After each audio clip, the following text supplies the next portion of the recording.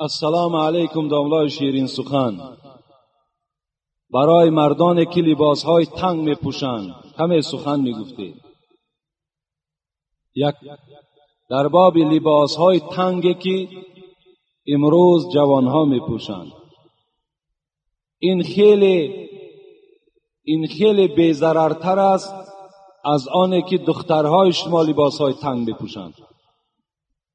لباسهای تنگی که جوانها میپوشند این بی‌ضررتر است،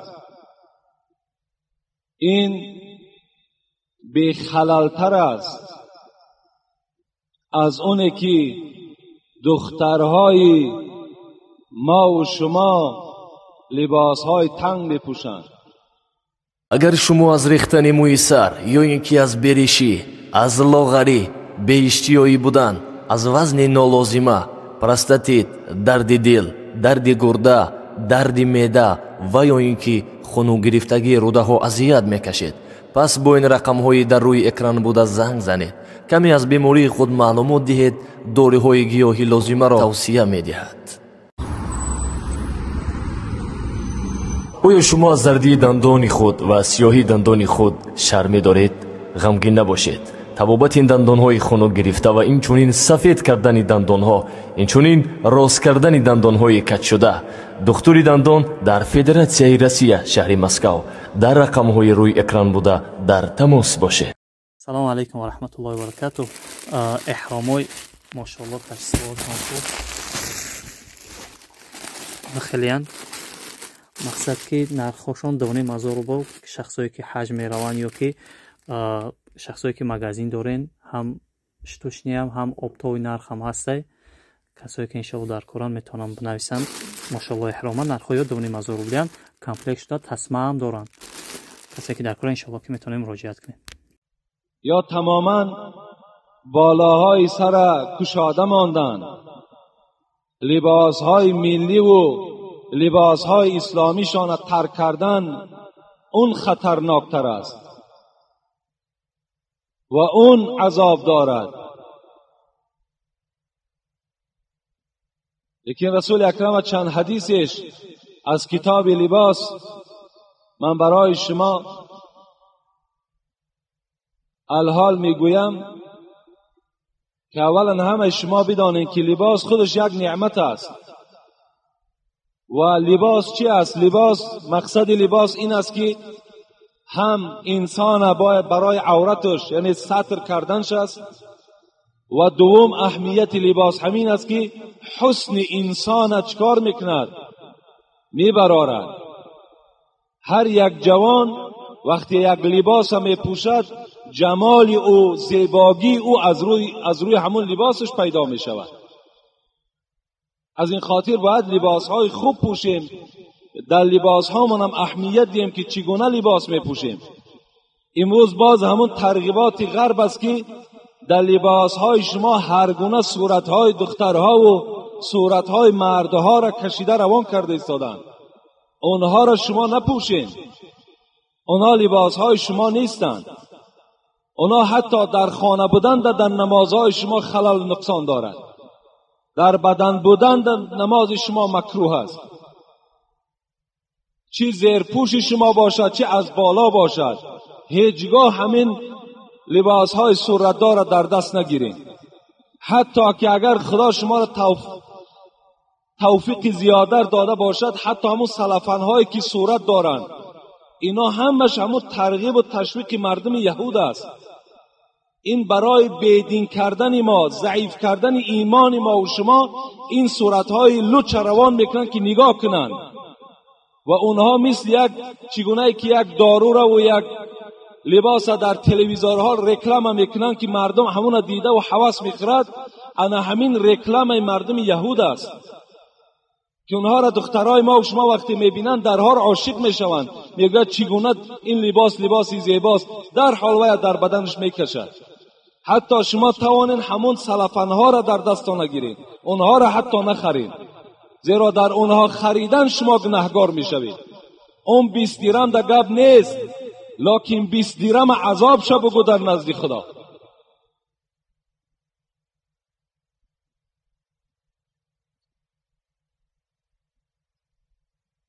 مر رجل علیه ثوبان احمران فسلم علی النبی فلم یرد علیه. رواه ترمذی. میگه رسول اکرم با پیش یک جوانی با پیش پیغمبر خدا گذشت که لباسی سرخ داشت، هم شلواری سرخ داشت، هم لباس کرته سرخ داشت. با پیغمبر سلام گفت، پیغمبر سلام او را نگردانید. در شرح حدیث میگوید که پیغمبر خدا را از لباس این جوان نفارید، یعنی از پوشیدن لباس سرخ رسول اکرم منع کردند. رسول اکرم دوست می داشتن سفید را، دوست می داشتن سیاه را، دوست می داشتن لباس سبز را. خوبتر و بهترش اینا است، اگرچه در دیگر لباس ها هم صحبت ها هست، لیکن بهترینش رسول اکرم جدا کردن لباس سفید است. گفتن با لباس سفید گفتن حیات خودتان گذرانید و حتی در حالت مردن تانم کفن تانم از لباس سفید کنید. حالا سرشیدگی است. انشاءالله همینجا یک مسجد دو آشیانه در نظر گرفتگی هستیم و زیاده از 1000 آدم انشاءالله در همینجا باید که ما جای کنیم، زیرا که یک زمستان ما و شما گذرانیدیم، چند زمستان گذرانیدیم و چند بهارها را گذرانیدیم. حالت مردم را دیدیم که چه حالت در نماز خواندند. از این خاطر این خدا برکت بیاد. بعضی برادرهای ما از آن جمله اینجا حاجی عارف هم اشتراک دارند که خیلی یاردم کلانی کردن برای همین مسجد ما. انشاءالله این گونه مخلص ها ما داریم و این گونه جوانهای هستند که خداوند توفیقشان دهد ما را کمک میکنند و این مسجد هم یک آبادی شهر ما و شما می شود. یک آبادی همین مسجد ما می شود. گفتن که همینجا یک یشی گرداندن در کار، خیلی میلش اختیار دارن. السلام علیکم داملای خوشتخن. شخصی که پرسد ساعت چند شد، در این حالت ساعت 1:17 گذشته باشد بگویی که 1:20 شده است. آیا این دروغ است یا نه؟ همون 1:17 گو آخی، همون 1:17 باشد بگو 1:17. در اصل دروغ می شود. وقتی میگو 1:17 هست میگو 1:20 شد، دروغ می شود کو. از این خاطر این گپ در همون 3 دقیقه نیست. گپ در این که میگد الخیر عادتون و شر عادتون و نفس معتادتون. این نیکی عادت است، بدی هم عادت است، لیکن نفس یکی از اینا میگیرد. یعنی وقتی که تو یک بار دروغ گفتی، البته برای تو دروغ گفتن آسان می شود، دفعه دیگر هم دروغ میگویی. 2 بار شد البته برای تو آسان است، دیگر 3م بار و 4م بار دیگر همین تا دروغ گفتن میگیری. وقتی دروغ گفتی رسول اکرم میگه الکذاب لا امتی، دروغگو اصلا امتی من نیست. از این خاطر بهترین صورت شمین است چند باشد همون ساعت برای همون جواب گو. انشاءالله اگر تو 1:17 گوی و نمیخندد یا تو را یگان دشنام نمیدهد، برعکس وای باز وقت چه انیقتر میفهمد چیز جای زلال است.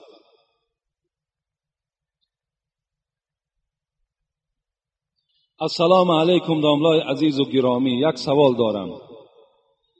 من یک معرکه خرسندی یعنی توی دارم. آیا اجازت هست که بین عید رمضان و عید قربان گذرانم؟ زیرا میگویند که درست نیست. بین عید رمضان و بین عید قربان توی کردن یگان زلالی ندارد، جایز است. یگان جای نقصش هم نیست.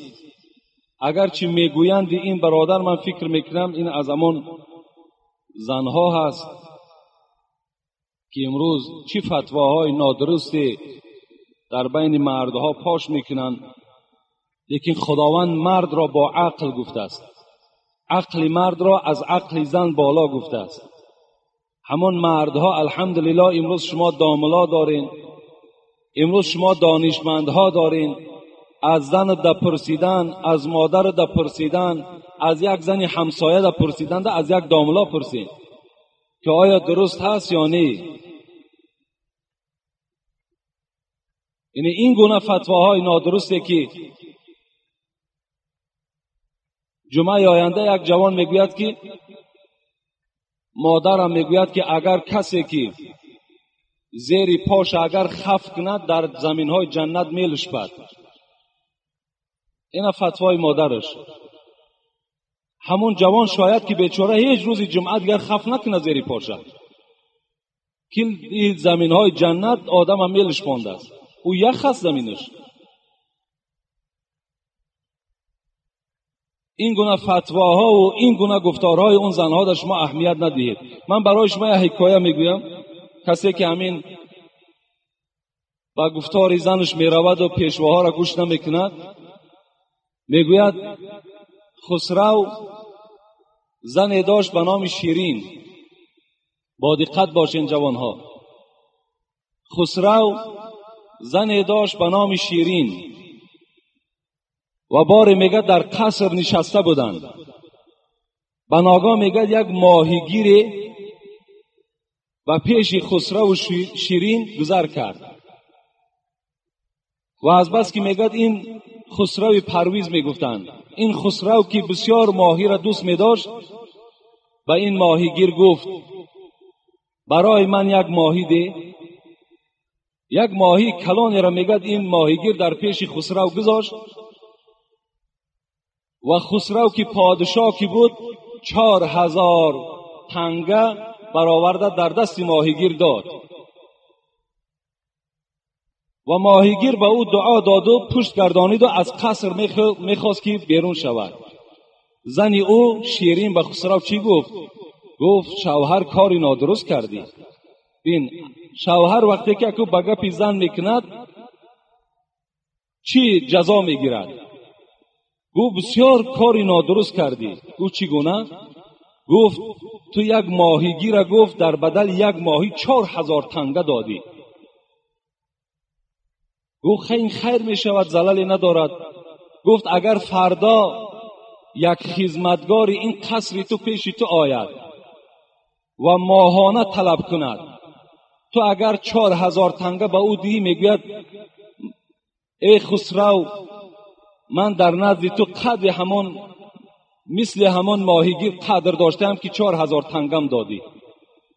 اگر کم دهی میگوید نخواه که من قدر همون ماهیگیر در نزد تو قدر نداشته باشم. خسرو در حال در این گپی زن میگه شگفته شد و گفت راست میگویی. گفت من الکی مال را تسلیم کردم، بی ادبی میشود که وی خیرات کرده و از دستش باز 4000 تنگه را گیرم. گفت نه، گفتی را یک کار میکنیم، الحال فریادش کن و با او بگو که این ماهی که نزد ما گذاشتی نرس یا ماده. اگر گوید که نرس بگو برای من ماده در کار، اگر گوید ماده هست بگو نر، من ماهی نر میخورم. این صیاد که آدمی زیرک بود در حال وقتی که فریاد کرد گفت ای صیاد، گفت ای ماهیگیر، این ماهی که نزد ما گذاشتی نرس یا ماده؟ گفت خسرو گفت خدا تو را رحمت و مغفرت کند، این ماهی که من نزد تو گذاشتم این خنثا هست، نر و ماده هست. بسیار آدمی زیرک بودند. خسرو خوشش آمد، به نهایت مثل شما وری خنده کرد و گفت خزینه دار گفت 4000 تنگه دیگرش دین. گفت 4000 تنگه دیگر را گرفت. تنگه های اون چنخه مثل آهن بود. 8000 تنگه شد. بالای گردن بار کرد و خواست از قصر بیرون شود که یک تنگه همون میگه در زمین زد و همون 8000 تنگه را با همون وزنین در زمین میگه گذاشت و یک تنگه را گرفت در جیبش انداخت. باز خواست که در پشتش بار کند که این کاری او هم به شیرین خوش نآمد، به زن خسرو. خسرو گفت این صیاد بین چی عملی نازشتی دارد.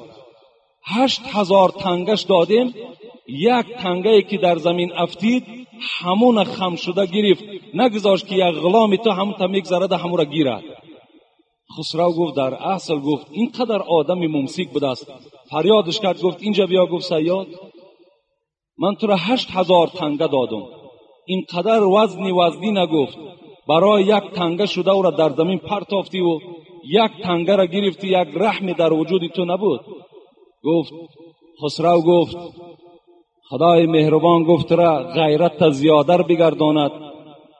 تو میدانی که من برای چی این یک تنگه را گرفتم؟ گفت برای چی گرفتی؟ برای گفت در این تنگه صورت شما هست و در این طرفش گفت نام شما هست.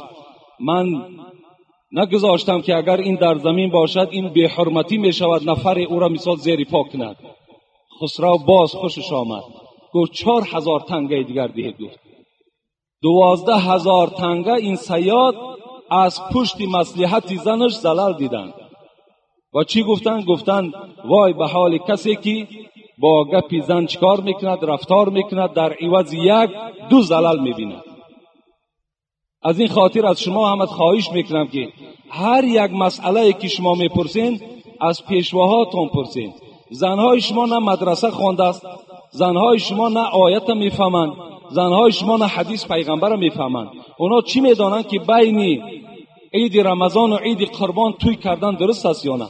لیکن من به شما میگویم که اگر این گونه توی‌هایی که این برادر حاجی کرده است، از عرق نوشی باشد، از رقاصه باشد، از فسق و فساد باشد، از سخنهای لهو باشد، در تمام سال کردن این حرام است، نه یک بین عید رمضان و عید قربان. تمام سال ده اگر شما کنین برای شما چی است؟ گناه پیدا میکند. خلاص.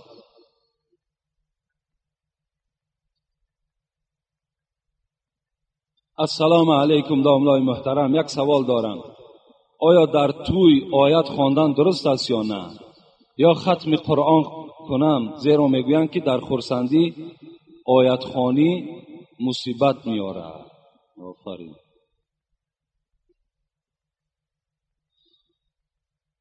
عرق دادن مصیبت نمیاره. در $300 و $500 یک دختر فاحشه در بین حولی ما و شما پا میزند، مصیبت نمیاره. $1000 $2000 در یک سراینده از کیم کدام مکان گرفته میاریم، مصیبت نمیاره. دخترها را فتح میپشانیم پیش حضرت امیرجان میبریم، مصیبت نمیاره. معرکه های سرخراجات و بی‌معنی که در خانه های ما و شما رخ میدهد، اینا مصیبت نمیارن و یک آیه قرآن که در معرکه خوانده شود مصیبت میاره. خودتان مقایسه کنین، مصیبت در آیت خواندن است یا مصیبت در این معرکه هایی که من یادآور شدم؟ خوش به حال آن برادری که در معرکه او صدای قرآن است. خوش به حال آن برادری که در توی او موعظه است. خوش به حال آن برادری که در خاندان اون ختم قرآن می شود. اینا برکات هستند. پیغمبر خدا میگوید ما من قوم یقومون من مجلس لم یذکر الله تعالی فی الا قام عن مثل جیفة الحمار. در کدام خانه ای که اگر توی شود، در کدام خانه ای که اگر نکاح شود، در کدام خانه ای که اگر خدایی شود، با اصطلاح امروزی که ما خدایی میگیم یعنی خیر احسان شود، اگر در اون خانه اگر امر معروف و نهی منکر نشود، اون مردم پیغمبر خدا گفتند اونها نعمتهای حلال کرده را نخوردند، اونها از اون شوربا و آش و میوجاتی که این بیچاره خریده است او را نخوردند، بلکه اینها از گوشت و پوست خر خورده و خسته خانه هاشون رفتند. در معرکه‌ای که اگر یاد خدا نشود، در معرکه‌ای که اگر یک حدیث پیغمبر خدا تحلیل نشود، اون معرکه را رسول اکرم با یک خری مرده تشبیه دادند. و او انسانی که $1000 و $2000 ده این نعمتها را برای مردم خریده است و گویا که این پول در یک راهی فسق و فساد حواله کرده است و در نزد خدا اجر ثواب نمیگیرد. این حدیث پیغمبر است، این یگان حدیث من نیست. و شما یقین دانید خدا سوره الحاق داره، ما و شما پاره 30 شاید اکثر شما دانید ثم لتسألن یومئذ عن النعیم. البته به البته اینجا نون ثقیله میگوید، نون تأکیدی است. ثم لتسألن، البته به البته خداوند در روز قیامت شما را از این نعمت ها میپرسد. عن النعیم، از این نعمت هایی که میخورین خداوند شما را میپرسد. ابن عباس خدا رحمت و مغفرتش کند، شاه مفسران، در تفسیر ابن کثیر میگوید که از کدام نعمت ها میپرسد خداوند. از ابن عباس پرسیدن کدام نعمت هاست؟ حضرت عباس چی گفتند؟ از گوش، از چشم، از دهان، از دستها. اینا نعمتی هستند که خدا بر ما داد و از اینها در روز قیامت خداوند میپرسد که اینها را ما در کدام راه صرف کردیم. حضرت سعدی چی میگوید؟ چشم از برای دیدن آیات قدرت است. بیایید یک نظر کنیم کنی همین نعمتهای خدا داده است، این چشم برای تماشا کردن همون فسق فساد است یا برای یگان چیز دیگر است؟ بیاین سعدی را گوش کنین. چشم از برای دیدن آیات قدرت است. آیات گفتن نشانه ها. شما میگوید با این چشم این آسمانی بیکنار تماشا کنین، شما با این چشم این آسمانی بی ستون تماشا کنین، شما با این چشم این ستاره هایی که از زمین دیده کلان هستند و یکدیگر قطع حرکت دارن با یکدیگر نمیرسن، این قدرت ها را مشاهده کنین. با این چشم شما این بحرها را نظر کنین که این قدر حیوان ها در داخل او رزق روزی یافته خورده ایستادند، اینها را شما نظر کنین. این چشم برای او هست. میگوید این چشم برای او است که شما قدم زنان مسجد بیایید. چشم از برای دیدن آیات قدرت است. گوش از پی شنیدن اخبار حکمت است. این گوش ها میگه باید که حکمت شنوند، اینها باید آیت قرآن شنوند، اینها باید موعظه را شنوند، اینها باید که پند و نصیحت شنوند. در آخر چی گفت سعدی؟ بین چی یک سخت برای کسانی که این گوش و این چشم، این گوش و این چشم اگر در راه خودش صرف نشود، چی میگوید؟ هرگر که حق نبیند و حق نشنود کسی، آن چشمی که حقیقت نمیبیند، آن گوشی که حقیقت را نمیشنود، هرگر که حق نبیند و حق نشنود کسی، کور و کر است بلکه از آنم فروتر است. وای کور است، وای کر است، بلکه از اونم دیده پستر است. خدا در قرآن میگه، سوره اعراف است والله اعلم یا انفال است، اولئک کالانعام بل هم اضلوا اولئک هم الغافلون. این کسانی که این اعضاها را در راه نادرست صرف میکنن، اینها اولئک کالانعام، انعام گفته چارپا را میگن، اینها گو مثل چارپایان هستند. بل هم اضلوا، اینا از چارپایها هم دیده پستر هستند. اولئک هم الغافلون، این کسانی که این اعضاها را در راه نادرست صرف میکنن، اینا از حیوان هم دیده پستر و در غفلت هستند. خدا میگوید البته در تویخانه آیت خواندن مصیبت نمیارد، بلکه این کارهای ناروا و نادرست و این معرکه های سیر خراجات و سیر اسراف شما برای شما مصیبت میارد. یک مصیبت شمین است که شما را قرضدار میکند، دیگر مصیبت شمین است که فرزندهای شما را در بدر کرده است، بیچاره در ملکهای غریبی کار کرده ایستاده.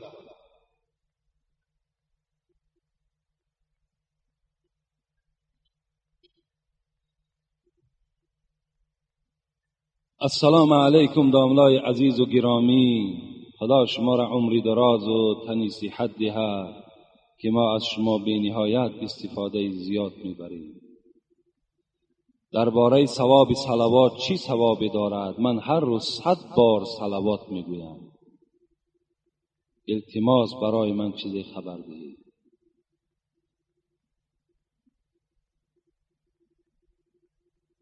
عبدالرحمن ابن عوف یکی از صحابه پیغمبر است. 4 آدمی با دولت بودند. میگوید باری میگوید به پیش یک درختزار خرما گذشتم، نگاه کردم که حبیب خدا پیشانی مبارک در زمین گذاشتگی بود، سجده داشت. ایستادم. کی حبیب خدا سرش را می بردارد؟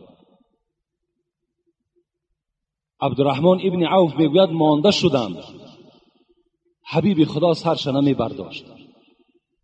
فکر کردم که این جان حبیب خدا به آسمان پرواز کرده باشد، یا تصور کردم که از قالب حبیب خدا جان جدا شده باشد.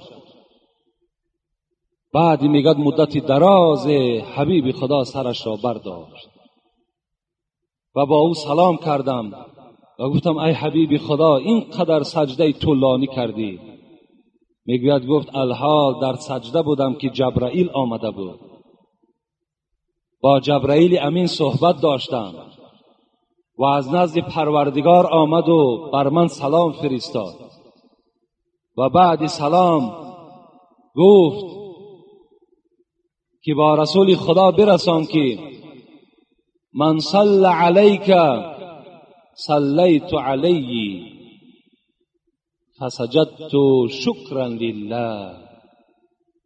در حالت سجده بودم که جبرائیل آمد و گفت ای حبیب خدا از پروردگار به تو سلام آوردم و بعد سلام گفت که به تمام امتهات خبر بده که کدام اونها اگر گویند که اللهم صل علی محمد یا گویند که صلی الله علیک یا رسول الله یا گویند که درود و رحمت باد بر رسول خدا، صلیت علیه، من که پروردگار اونها هستم من 10 رحمت در نامه اعمال اونها می نویسم. فسجدت شکرا لله.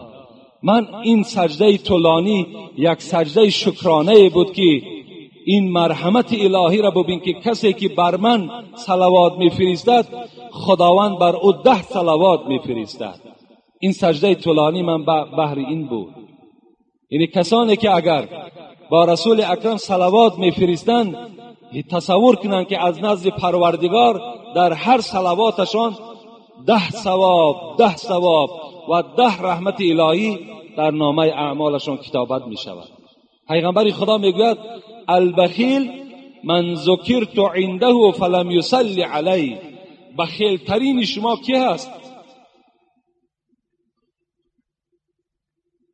بخیل ترین شما آن کسی هست که نام من در همون معرکه یاد شود و وی در روح من وی بر جسد من صلوات نفرستد. وی بخیل ترین امت من در بین امت من هست. خوش به حال آن برادرانی که دائم صلوات میفرستند. یک عبدالحمید گفتگی عبدالواحد ابن زید میگوید حج رفتم، در حج میگوید یک جوانی را دیدم که هر گاهی که هر پهلو میگشت میگفت اللهم صل علی محمد، میخیست اللهم صل علی محمد، مینشست اللهم صل علی محمد.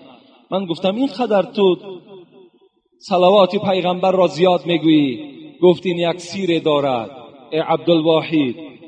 من سال گذشته با همراهی پدرم حج آمدم و در همین نصف راه بودیم که پدرم از حیات گذشتند. شب شد،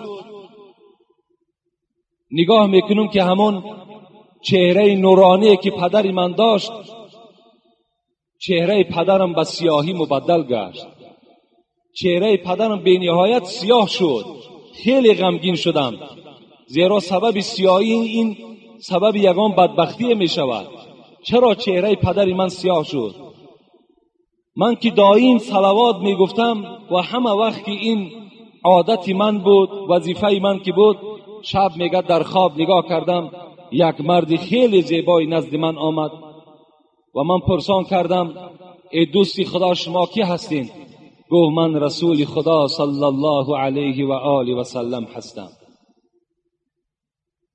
و آمدم و این چهره سیاهی که در پدر تو پیدا شد و تو را غمگین گردانید، برای آنی که تو دائم بر من صلوات میفرستی، من از پروردگار خود طلب کردم که روی چهره این فرزندی که دائم صلوات میگوید چهره این پروردگار را با اصل خودش مبدل بگردان و مرا پروردگارم اجازت داد و الحال من مسح در بالای چهره پدر تو کردم و چهره پدر تو مثل اوله شد.